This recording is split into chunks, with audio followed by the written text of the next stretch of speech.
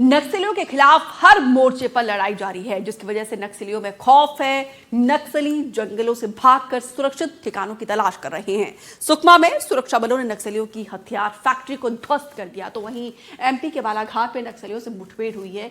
ये रिपोर्ट देखिए।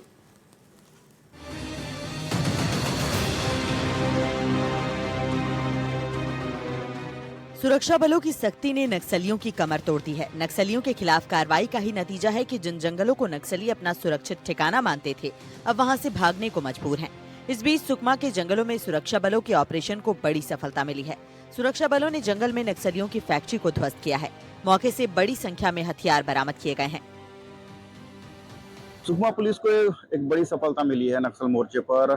सुकमा के नक्सल प्रभावित इलाके गोमगुड़ा और कंचाल के जंगलों से पुलिस ने माओवादियों का ऑर्डिनेंस फैक्ट्री को ध्वस्त कर दिया है और इस ध्वस्त करने के बाद जो उस इलाके में माओवादी जो सक्रिय रहे हैं उन्हें भी वहां से खदेड़ दिया है।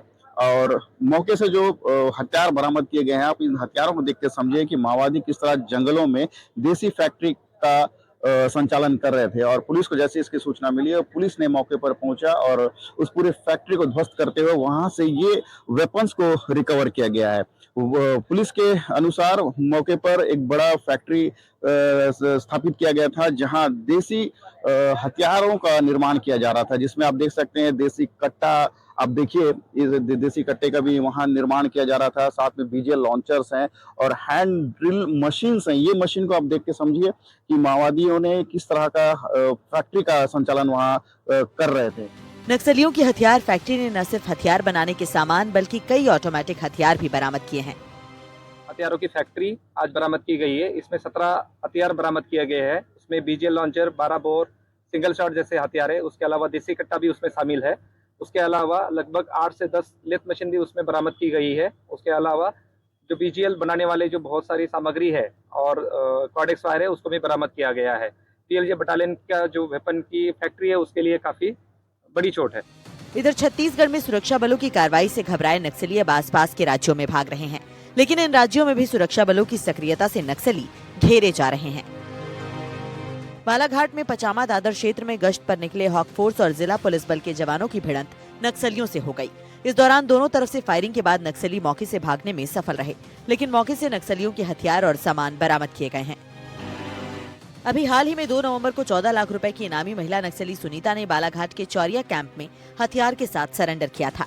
नक्सलियों की छत्तीसगढ़ से एमपी की तरफ भागने के इन मामलों को देखते हुए मध्य प्रदेश में भी जंगलों में गश्ती बढ़ा दी गई है, ताकि 2026 के नक्सल मुक्त भारत के टारगेट को पूरा किया जा सके। सुकमा से सलीम शेख और बालाघाट से रुपेश श्रीवास्तव की रिपोर्ट।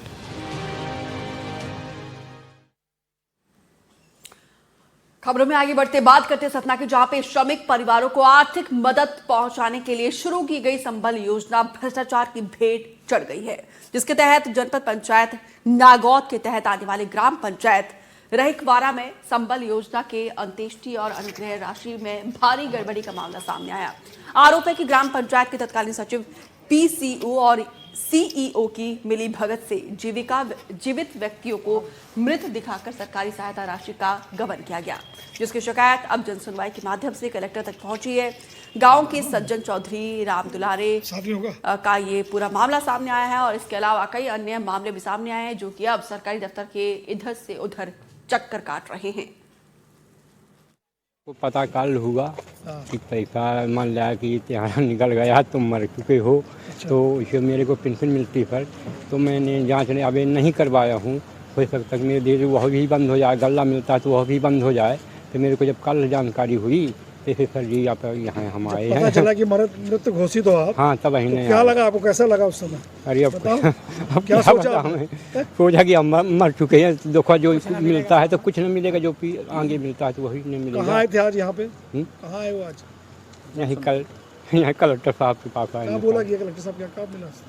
तो कलेक्टर साहब अब बोला कि जांच करेंगे, फिर बाद में उसकी कार्रवाई करेंगे, जौन होगा उनके। हाँ आए हैं गणपत कुशवाहा रहिकवारा जी। हमको मरा घोषित करके पैसा निकाल लिया गया, उसकी जानकारी हमको आज तक नहीं थी। ये